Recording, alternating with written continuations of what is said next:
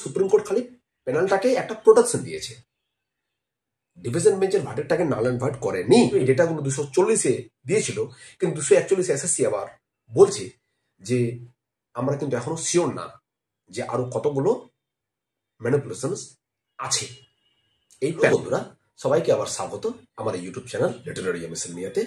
আজকে 7ই মে 2024-এর যে সুপ্রিম কোর্টের যে শুনানি ছিল 2016-র এসএসসির বিতর্কিত প্যানেল নিয়ে, সেই শুনানির অফিসিয়াল কপিটা সুপ্রিম কোর্টের ওয়েবসাইটে আপলোড হয়েছে এবং সেটারই আমি পুঙ্খানুপুঙ্খ বিশ্লেষণ করার চেষ্টা করছি এই ভিডিওর মাধ্যমে। এবং তার মধ্যে খুব সুচারুভাবে সুপ্রিম কোর্ট ডিভিশন বেঞ্চের অর্ডারটাকেই মান্যতা দিয়ে এসেছে। সুচারুভাবে সুপ্রিম কোর্ট 22শে এপ্রিল 2024-এর যে ডিভিশন বেঞ্চের যে রায়, পুরো প্যানেলকেই নাল অ্যান্ড ভয়েড করা এবং রিইভ্যালুয়েট করে আবার রিপ্যানেল করা, সেটারই উপরেই স্টিক টু হয়ে আছে। শুধুমাত্র 16 জুলাই পর্যন্ত এসএসসিকে আরেকটা সুযোগ দিয়েছে, এডুকেশন বোর্ডকে আরেকটা সুযোগ দিয়েছে যে এসএলপি গুলো যে দাখিল হয়েছে সেই এসএলপি গুলোর শুনানির মাধ্যমে সেই প্যানেলটাকে আবার কোনোভাবে সেগ্রিগেট করা যায় কিনা টেন্টেড এবং আনটেন্টেড ক্যান্ডিডেটদেরকে।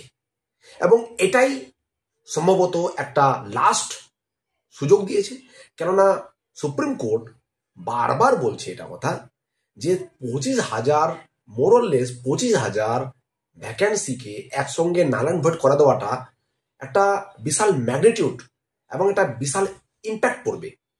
তো সেক্ষেত্রে যদি আরেকটা লাস্ট চান্স দেওয়া যায়, এটা তো এটা তো বারবার প্রমাণিত হয়েছে যে ইলেগালিটিস হয়েছে, ম্যানিপুলেশন হয়েছে, কিন্তু সুপ্রিম কোর্ট আরেকটা সুযোগ দিতে চায়। যদি এসএসসি তার ইমেজ ও ওমেনের বেসিসে যদি প্যানেলকে সেগ্রিগেট করতে পারে টেন্টেড এবং আনটেন্টেড ক্যাটাগরির মাধ্যমে, তাহলে এই ভার্ডিক্টটা চেঞ্জ হবে। নাহলে ইঙ্গিত দিয়ে রেখেছে যে ডিভিশন বেঞ্চের ভার্ডিক্টটাই বহাল থাকবে। ব্যাপারটা খুবই দুঃখজনক এবং ব্যাপারটা খুবই প্রিমোনিয়াস, খুবই আতঙ্কের। যাই হোক, আমরা আজকের ভার্ডিক্টের যে বিটুইন দ্য লাইনস বিশ্লেষণ সেটা আলোচনা করার চেষ্টা করব। শুরুতেই বিভিন্ন রকমের এসএলপি, স্টেট ভার্সেস যে ক্যান্ডিডেটস, স্টেট ভার্সেস আদার্স এবং বিভিন্ন অ্যাডভোকেটরা যে আছে তাদের নাম আছে, লিস্ট আছে। এরপর dated 7/5/2024 this matters were called on for hearing today. কোরামে কে কে আছে? CJI, chief justice of India, justice JB Pardiwala and justice Manoj Mishra. Para 1-এ যেটা বলা আছে, এসএলপিস আন্ডার আর্টিকেল 136 মানে কনস্টিটিউশন অফ ইন্ডিয়ার যে আর্টিকেল 136 সেটা এসএলপি করার অনুমতি দেয়। এবং সেই এসএলপির এগেনস্টে যে 22 এপ্রিল 2024-এর ডিভিশন বেঞ্চের যে রায়দান, সেই রায়দানের উপর এসএলপি রায়দানের এগেনস্ট চ্যালেঞ্জ করে এসএলপি করা হয়েছে এবং এসএলপি গুলো অ্যাকসেপ্ট করা হচ্ছে। ঠিক আছে, 3-4 নম্বর প্যারাতে বলা হয়েছে যে 4টে ক্যাটাগরি হয়েছে, 9, 10, 11, 12, গ্রুপ সি, গ্রুপ ডি। এবং এই 4টে ক্যাটাগরির কবে পরীক্ষা হয়েছিল, বিশেষ করে 9, 10 এবং 11, 12 সেটা এখানে বর্ণনা দিয়েছে। এসএলএসটি অ্যাডভার্টাইজমেন্ট হয়েছিল 16 ফেব্রুয়ারি 2016। ওএমআর এক্সাম বেস্ট এক্সাম হয়েছিল 27 নভেম্বর 2016 9, 10 এবং 4 ডিসেম্বর 2016 11, 12। রেজাল্ট হয়েছিল দুটোরই ক্ষেত্রে 12 মার্চ 2018 এবং মেরিট লিস্ট পাবলিশ হয়েছিল 28 আগস্ট 2018 এবং ফাইনালি জয়নিং হয়েছিল জানুয়ারি ফেব্রুয়ারি 2019-এ। এবার প্যারা 6-এ বলা হচ্ছে গ্রুপ সি এবং গ্রুপ ডি হচ্ছে সেই 2009-এর যে এসএসসি রুলস এবং 9, 10, 11, 12 হচ্ছে 2016-এর এসএসসি রুলস। ঠিক আছে, এবার প্যারা 7-8-এ বলা আছে history of the court case in regard to single bench, division bench and finally supreme court. এগুলো সমস্ত হিস্ট্রিগুলো বলা হয়েছে প্যারা 7-8-এ। প্যারা 9, 10-এ বলা হয়েছে single bench order on 9th November 2023, 9 November 2023-এ যে সিঙ্গেল বেঞ্চের যে অর্ডার দিয়েছিল টেন্টেড ক্যান্ডিডেটদেরকে এসএসসি ফরওয়ার্ডেড যে টেন্টেড ক্যান্ডিডেটদের list 9, 10, 11, 12 group C group D প্রায় 5,500-6,000 মতো ক্যান্ডিডেটস, সেই ক্যান্ডিডেটদেরকে নাল অ্যান্ড ভয়েড করা হয়েছিল, অ্যাপয়েন্টমেন্টগুলো সিজ করা হয়েছিল, রিভোক করা হয়েছিল এবং সেই অ্যাপয়েন্টমেন্টগুলোকে রিভোক করার এগেনস্টে ডিভিশন বেঞ্চে মামলা ফাইল হয়েছিল 9 নভেম্বর 2023 ভার্ডিক্টের এগেনস্টে। ঠিক আছে, হিস্ট্রি বলছি। এবার প্যারা 11তে বলা হয়েছে যে সিঙ্গেল বেঞ্চ বলছে অ্যাপয়েন্টমেন্টস আর ভায়োলেটেড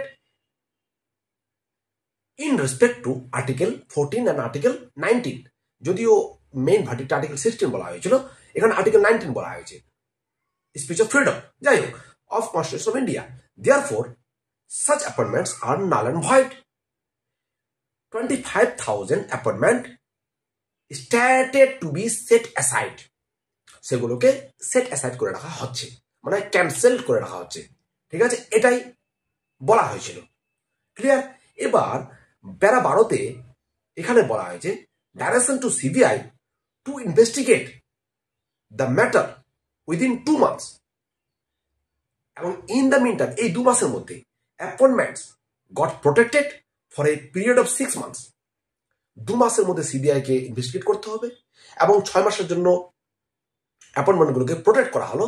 টেন্টেড অ্যাপয়েন্টমেন্টগুলো যেগুলো 5,500 টেন্টেড অ্যাপয়েন্টমেন্ট ছিল, এগুলো আগের রায়ের কথা বলা হচ্ছে, প্রোটেক্টেড করা হলো এবং এর মধ্যে ডিভিশন বেঞ্চ এনাবল করেছে তাকে যাতে পুরো ব্যাপারটাই অ্যাডজুডিকেট করা, পুরো ব্যাপারটাকে যাতে আবার বিচার বিবেচনা করে ফাইনাল একটা রায়দানে আসা।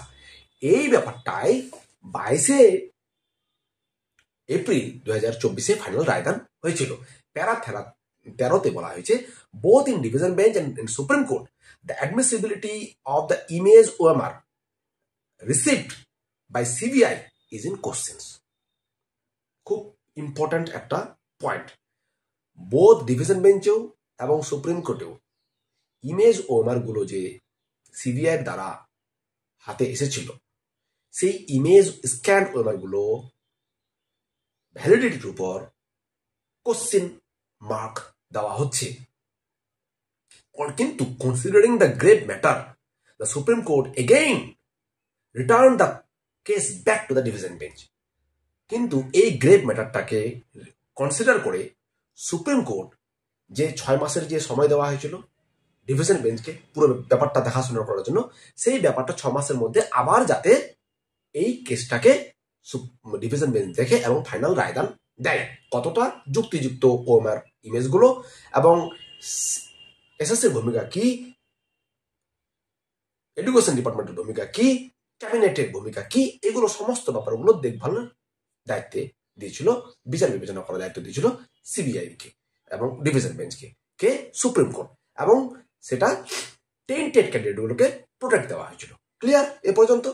এবার ইন দ্য মিন টাইম এই 6 মাসের মধ্যে প্যারা 14তে বলা হচ্ছে 3টা রিপোর্ট সিবিআই দিয়েছিল জমা, তার ইনভেস্টিগেটের মাধ্যমে 3টে রিপোর্ট সিবিআই বানিয়েছিল এবং সেটা জমা করেছিল 5 ফেব্রুয়ারি 2024। কোথায় জমা করেছিল? ডিভিশন বেঞ্চে। দ্য রিপোর্ট সেজ, রিপোর্টগুলো বলছে প্যারা 15তে এখানে, the SSC tendered a company named NISA for scanning the OMRs। তারপর 2 নম্বর বলা আছে the scanning was done at the office of the SSC। 3 number point আছে investigations further emerged that NISA has subcontracted for scanning to Data Scan-Tech Solution, Noida। আবার 4 নম্বর point বলা আছে Data Scan-Tech handed over the scanned OMR to NISA in the digital form, leaving the hard copies in the SSC office। Data স্ক্যানটা সেটা আগে করে digital কপিটা নাইসাকে দিয়ে দিয়েছে, তার কাজ করে দিয়েছে এবং অরিজিনাল হার্ড কপিগুলো এসএসসি অফিসে রেখে দিয়েছিল। CBI seize the server database of the SSC. CBI এর মধ্যে ইনভেস্টিগেট চলাকালীন এসএসসির সার্ভার ডেটাবেস থেকে সমস্ত তথ্যগুলো সিজ করেছিল। ঠিক আছে, এ পর্যন্ত এই রিপোর্টে 3টা রিপোর্টে এই ব্যাপারগুলো আছে। তার সঙ্গে প্যারা 16 বলা আছে যে 15-16 সেপ্টেম্বর 2022-এ 3 hard disk were recorded for the residents of Pankaj Bansal. 3 hard disks were recovered, not recorded, recovered from the residence of Pankaj Bansal, former employee of NISA, যেটা গাজিয়াবাদে ছিল। Certificate dated 19 September 2022 under section 65B of evidence act were obtained. খালি গাজিয়াবাদ থেকে উদ্ধারও হয়নি, তার সঙ্গে নাইসা কোম্পানির যে ফর্মার এমপ্লয়ি ছিল পঙ্কজ বানসাল, তার কাছ থেকে সেই উদ্ধার হওয়া মালগুলোর যে ভ্যালিডিটি তার ব্যাপারে রীতিমতো সার্টিফিকেটও প্রডিউস করেছিল। The report of CBI in para 12-13 of the division bench has been given in adherence to the para 16. কি বলা আছে? That a similar exercise of matching the data available on the hard disks of Pankaj Bansal with the data seized from the commission was done during the course of investigation, and it was found that there were mismatch between the two in as much as the written marks awarded to candidates as available on the server of the commission had been increased to qualify undeserving candidates. খুব পরিষ্কার এটাকে মানে observation করেছে যে সার্ভারের সঙ্গে SSC সার্ভারের সঙ্গে যে গাজিয়াবাদ থেকে উদ্ধার হওয়া যে ওএমআর স্ক্যান কপি সেটার সঙ্গে মিসম্যাচ হচ্ছিল। যদি ওএমআর স্ক্যান কপিগুলো যদি অরিজিনাল হিসেবে ধরা হয়, তাহলে সার্ভারে যে স্ক্যান কপির এগেনস্টে যে নাম্বারিং গুলো ছিল সেই নাম্বারিং গুলোর মিসম্যাচ আছে। স্ক্যান কপিতে যদি আছে 14, তাহলে সাপোজ তাহলে সার্ভারে আছে 53, এবং আনডিজার্ভিং ক্যান্ডিডেটরাই বেশি এখানে প্রিফার পেয়েছিল সার্ভার অনুযায়ী, এটা পরিষ্কার বলা আছে, ক্লিয়ার। এবং 13 নম্বরে বলা আছে that during the course of investigation several events were found, অনেকগুলো ইভেন্ট ফাউন্ড হয়েছে, তাদের মধ্যে নিজেদের কথোপকথন, ক্লিয়ার। ওকে, এবার আমাদের চলে আসলো প্যারা 14। প্যারা 14তে বলা আছে আমাদের প্যারা 17 ম্যানিপুলেশনস ডিটেইলস ইন প্যারা 240 অফ ডিভিশন বেঞ্চ। ডিভিশন বেঞ্চের যে প্যারা 240 ছিল তারই যে এসএসসির 9, 10, 11, 12 গ্রুপ সি গ্রুপ ডির যে এসএসসি যে ফরওয়ার্ড করেছিল ম্যানিপুলেশনগুলো, যেই ফরওয়ার্ডের এগেনস্টে ডিভিশন বেঞ্চ সেগুলোকে টেন্টেড হিসেবে ধরা হয়েছিল এবং সুপ্রিম কোর্ট সেগুলোকে তাদেরকে 6 মাসের প্রোটেকশন দিয়েছিল, 2 মাস সিবিআইকে সময় দিয়েছিল ইনভেস্টিগেট করার জন্য, সেগুলো বলা আছে। এক্সেস অ্যাপয়েন্টমেন্ট কি হয়েছে? 9, 10 এর ক্ষেত্রে 1539টা, 11, 12 এর ক্ষেত্রে 199টা, গ্রুপ ডির ক্ষেত্রে 669টা, গ্রুপ সির ক্ষেত্রে 416টা। এবার প্যারা 19 বলা আছে on the basis of the data by SSC honourable high court in para 241 Sage, division বেঞ্চের হাইকোর্ট যে প্যারা 241 বলেছে আবার যে দ্য ইলেগালিটিজ অ্যাডমিটেড, ঠিক আছে, by the SSC cannot be said to be within tolerable margins in a selection process of a large magnitude, and that the SSC itself did not discount the fact that the possibility of the existence of further irregularities may still exist. 241 আবার SSC, যদিও এই ডেটাগুলো 240 দিয়েছিল, কিন্তু 241 SSC আবার বলছে যে আমরা কিন্তু এখনো শিওর না যে আরো কতগুলো ম্যানিপুলেশনস আছে এই প্যানেলের মধ্যে, আমরা এখনো সেই ডেটাগুলো দিতে অপারগ, আমাদের আরো তদন্ত করতে হবে নিজেদেরকে, এটা স্বীকার করেছে, ঠিক আছে। আচ্ছা, খুব ইম্পর্টেন্ট পয়েন্ট কিন্তু, মানে সুপ্রিম কোর্ট সেগুলোকেই প্রতিপন্ন করার চেষ্টা করছে যেগুলো ডিভিশন বেঞ্চে ভার্ডিক্টে আছে, এবং যেগুলো ডিভিশন বেঞ্চের ভার্ডিক্ট গত সিঙ্গেল বেঞ্চ, সিবিআই, ইডি এবং বিভিন্ন রকম যে তথ্য বাক কমিটি তার তথ্যের অ্যামালগেমেশন অনুযায়ী যে ডিভিশন বেঞ্চ যেটা ভার্ডিক্ট দিয়েছিল, সেই ভার্ডিক্টের উপর বেস করেই ক্যান্সেল হয়েছিল প্যানেলটা, এবং সুপ্রিম কোর্ট খালি প্যানেলটাকে একটা প্রোটেকশন দিয়েছে, ডিভিশন বেঞ্চের ভার্ডিক্টটাকে নাল এন্ড ভয়েড করেনি, এবং তাকে একটা চান্স দিয়েছে শুধুমাত্র এসএসসিকে, যে যেহেতু 25,000 সার্ভিসের ব্যাপার, 25,000 লাইফের ব্যাপার, তো সেক্ষেত্রে এসএসসি যদি সেগ্রিগেট করতে পারে টেন্টেড এবং আনটেন্টেড ক্যান্ডিডেটদেরকে সুচারুভাবে, যোগ্যভাবে, সমস্ত দিক বিবেচনা করে লিগ্যাল ওয়াইজ, তাহলে অবশ্যই প্যানেলটাকে বাঁচিয়ে রাখা সম্ভব হবে, নাহলে প্রিমোনিয়াস একটা আশঙ্কা থাকছেই। ওকে, প্যারা 20 বলা আছে যে ইন প্যারা 273 SSC had not been in a position to state that it had checked all the records as, মানে একই কথা যে এসএসসি 273 আবার বলছে যে এসএসসি সঠিকভাবে চেক করেনি এখনো যে কতগুলো ম্যানিপুলেটেড আছে কতগুলো আনম্যানিপুলেটেড আছে, তবে একটা লামসাম একটা হিসাব দিয়েছে সিবিআই ইনভেস্টিগেশনের উপর বেস করে। এসএসসি নিজে যদি ইনভেস্টিগেট করে তো হয়তো আরো কয়েকটা টেন্টেড বা আনটেন্টেড বের হতে পারে। ক্লিয়ার?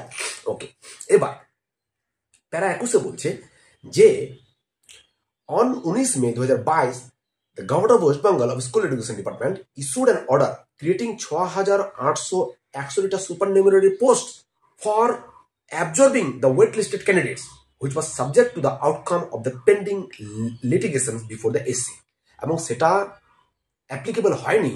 সেই 6,861টা পোস্ট ক্রিয়েশন হয়েছিল কিন্তু অ্যাপ্লিকেবল হয়নি, কেননা অলরেডি কোর্টে এর এগেনস্টে আবার কেস ফাইল করা হয়েছিল, পিটিশন করা হয়েছিল, লিটিগেশন করা হয়েছিল, সে তার জন্য। ওকে, এবার creation of supernumerary post have been stayed under article 236 of constitution of India. এবার এখানে বলছে during the course of the hearing the court has been inform para 22 that the petition under 226 of constitution of India have been instituted before the High Court to challenge the order of the government creating the supernumerary post. Challenge করেছে। Clear? এবার 23 বলা হচ্ছে it is common ground that the above petitions are pending before the High Court. কি in the backdrop 24 বলা হচ্ছে the High Court by its imposed order has while setting aside the appointment directed that High Court আবার এইগুলো direction দিয়েছিল। কি direction দিয়েছিল আমরা সবাই জানি যে কি ডাইরেকশন দিয়েছিল, যে প্যারা 24 এখানে বলা আছে যে the OMR sheets available in 3 hard disks must be uploaded on the website of SSC. SSC এর ওয়েবসাইটে আপলোড করতে হবে। ডিভিশন বেঞ্চ অর্ডার করেছে। Person who had been appointed from outside the panel after the expiry of the panel against the submission of blank OMR must return to the remuneration and benefit received by them to the state exchequer together with interest of 12% per annum, failing which the outstandings would be recovered as areas of land revenue. 12% সুদ হারে সেগুলো remuneration গুলো ফেরত দিতে হবে, এইরকম order দিয়েছিল। কাদের জন্য? Expiry of panel, manipulation of OMR, ঠিক আছে, আউটসাইড দ্য প্যানেল। তারপর 3 নম্বর বলা CBI can investigate all persons who had received appointments beyond the panel and if necessary they can undertake custodial interrogations. Okay. CBI shall undertake a further investigation with regard to the person involved in state government who had approved the creation of supernumerary post. এগুলো order করেছিল division bench, পুরোপুরি ওইগুলোই তুলে ধরছে। The SSC shall undertake a fresh selection process as a consequence of the vacancies which are declared on the setting aside of the governments. মানে যেগুলো ভ্যাকেন্সিকে setting aside করে দেওয়া হলো, ক্যান্সেল করে দেওয়া হলো, সেগুলো ভ্যাকেন্সির এগেইনস্টে আবার অ্যাডভার্টাইজমেন্ট দিয়ে রিপ্যানেল করা হবে, এরকমই বলেছিল এসএসসি। ঠিক আছে, রিপ্যানেল করা হবে। Other consequential directions have been issued, আরো কিছু ডাইরেকশনস ইস্যু করা হয়েছিল। The primary submission which have been urged during the course of the hearing by counsel appearing on behalf of the petitioners fall under 4 broad heads. যে primary submission যে ছিল during the course of the hearing of the counsel পিটিশনারদের হয়ে, তার সেগুলো 4টে ক্যাটাগরিতে ভাগ করা হয়েছে। কি the data of the basis which the High Court has set aside appointments of nearly 25,000 persons, including assistant teachers, Group C, Group D. The foundation of the exercise is the certificates under section 65B. মানে এই যে exercise করা হয়েছিল, এই যে verdict দেওয়া হয়েছিল, সেটা 65B কে হাতিয়ার করেই দেওয়া হয়েছিল পঙ্কজ বানসালের যে সার্টিফিকেট তার উপর। ঠিক আছে, ওকে, এবং হার্ড ডিস্কের উপর বেস করে। 2 নম্বর ক্যাটাগরি কি আছে? Selection process having such a large magnitude, cancellation of the entirety of the selected list should be a matter of last recourse. বলছে যে পুরো প্যানেলটাকেই এন্টায়ারটি ভাবে ক্যান্সেল করে দেওয়া হওয়া উচিত সবচেয়ে লাস্ট স্টেজে। তার আগে যদি সেগ্রিগেশন করা পসিবল হয়, যদি আলাদা করা পসিবল হয় টেন্টেড এবং আনটেন্টেড, যোগ্য এবং অযোগ্য, ম্যানিপুলেটেড এবং নন ম্যানিপুলেটেড ক্যান্ডিডেটদেরকে, তাহলে অবশ্যই সেটাকে আগে প্রায়োরিটি দেওয়া উচিত। ভয়ঙ্কর কথা। যদি সেগ্রিগেশন না হয় তাহলে পুরো প্যানেলটাই নাল অ্যান্ড ভয়েড হয়ে যাবে। তার ইঙ্গিত দিয়ে দিয়েছে এখানে যে এটাই লাস্ট অপশন প্যানেলটা পুরোপুরি ক্যান্সেল করার। তার আগে আরেকটা সুযোগ দেওয়া হোক যদি সেগ্রিগেশন করা যায়। ক্লিয়ার? ওকে। 3 নম্বর বলা আছে the above consideration must apply to a fortiori in a situation where the petitions were filed nearly 3 years after the appointments were made. The direction to set aside the entirety of the appointments would have serious repercussion to employees who have served the state and বলছে এই ব্যাপারটা strong একটা ফর্টিওরি Latin term, বলছে strong একটা argument এটা stand করছে যে 3 বছর সার্ভিস করা, 3 বছর বা তার বেশি সার্ভিস করার পর তারা যে এসএলপি গুলো করেছে সেগুলোকে তাদের পয়েন্টগুলো স্ট্রং এবং প্যানেলটাকে পুরোপুরি ক্যান্সেল করে দেওয়াটা তাদের আর্গুমেন্টের এগেনস্টে যাচ্ছে। Where the appointments which are tainted are capable of being identified, it was manifestly unjust for the High Court to set aside the entire process. বলছে যদি অ্যাপয়েন্টমেন্টগুলো টেন্টেড, যেগুলো যদি আইডেন্টিফাইড করা যায় টেন্টেডগুলো, অযোগ্য প্রার্থীগুলো, তাহলে এটা পরিষ্কার যে হাইকোর্টের অর্ডারটাকে আনজাস্ট হিসেবে করা হবে এবং এবং এবং পুরো প্যানেলটাকে ক্যান্সেল করা হবে না। ওকে, 4টে যে 4 হেডস যে আসলো সেটা এখানে বিবরণ দিয়ে দেওয়া হলো। এবার 26 নম্বর প্যারা। On the other hand, it has been the respondents' advocates supporting the judgment of High Court urged that the cancellation is justified. মানে আবার অন্যদিকে যারা রেসপন্ডেন্টস অ্যাডভোকেট ছিল, যারা প্যানেলের এগেনস্টে ছিল, পুরো প্যানেলের যারা কারাপশন গুলোকে ফাইন্ড আউট করে কোর্টের সামনে প্রডিউস করতে সক্ষম হয়েছিল, যে অ্যাডভোকেটরা যারা নন লিস্টেড নন অ্যাপয়েন্টেড ক্যান্ডিডেটদের হয়ে লড়াই করেছিল, এখানে সিস্টেমিক ফ্রড ধরা পড়েছে, সেখানে হাইকোর্টের অর্ডারটা পুরোপুরি জাস্টিফাইড এবং প্যানেলটাই ক্যান্সেলই করা উচিত। ওকে, 27 নম্বর প্যারাতে বলছে 65B, the submission which have been raised on behalf of the petitioners would merit further consideration. The certificates under section 65B of the Evidence Act were issued as the CBI report notes by Pankaj Bansal, who is a former employee of NICE Commercial Private Limited.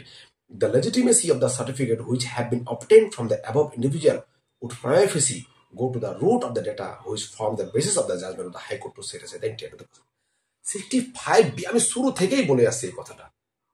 যেদিনকে হাইকোর্টের verdict হয়েছিল সেদিনকে আমি video বানিয়েছিলাম, content বানিয়েছিলাম। 65B হচ্ছে একমাত্র হাতিয়ার এবং সে তার উপরই বেস করে পুরো ভার্ডিক্টটাকে দেওয়া হয়েছে, পুরো প্যানেলটাকে ক্যান্সেল করে দেওয়া হয়েছে এবং সেই 65B সার্টিফিকেট পঙ্কজ ব্যানসলের যে স্টেটমেন্ট সেটাকেই স্ট্রং পয়েন্ট হিসেবে ধরা হচ্ছে। 28 নম্বর প্যারাতে কি বলা হচ্ছে? From the material which has been placed on the record before the high court by the SSC and by the CBI during this course of investigation, a further issue which would merit closer analysis is as to whether appointments which suffer from taint can be specifically segregated. আবার সেই কথা, যারা suffer করছে তাদেরকে কি segregate করা যায়? যেগুলো ফেয়ার ক্যান্ডিডেট তাদেরকে সেগ্রিগেট করা যায়? So the court cannot be unmindful of the impact of setting aside of the large complements of assistant teachers who had been recruited for class 9, 10, 11, 12 students, which would be the consequence of the impugned judgments were to be upheld as it stands. Assuming that a segregation is possible, the court would have to determine the modalities which would be followed for that purpose. শিক্ষা ব্যাহত হবে, ছাত্রছাত্রীর যে পড়াশোনা সেটা ব্যাহত হবে এবং এটা মাথায় রেখে যদি এটা আমরা অ্যাজুম করতে পারছি, মানে এটা আমরা ধরে নিচ্ছি যে সেগ্রিগেট করা সম্ভব, তাহলে পুরো প্যানেলটাকে ক্যান্সেল করা হবে না। ঠিক আছে? At this stage, the court must be guided by the fact that by its order dated 9 November 2023, the court had protected the appointments which had been made subject to the direction to the High Court to expeditionally dispose of the writ petitioners. 9 November 2023 যে অর্ডারের এগেইনস্টে যে court যে তাদেরকে protection দিয়েছিল সেই tainted ক্যান্ডিডেটদেরকে, সেই প্রোটেকশনটা তুলে নেওয়া হলো। Dispose of the writ petitions, সেই প্রোটেকশনটা তুলে দেওয়া হলো। আচ্ছা, bearing the present state of the matter, we are of the view that an early disposal of these proceedings would be in the interest of justice. Okay, notice to the private parties shall be published in the English Bangla newspapers. list of the petitions for hearing and final disposal of 16 July 2024.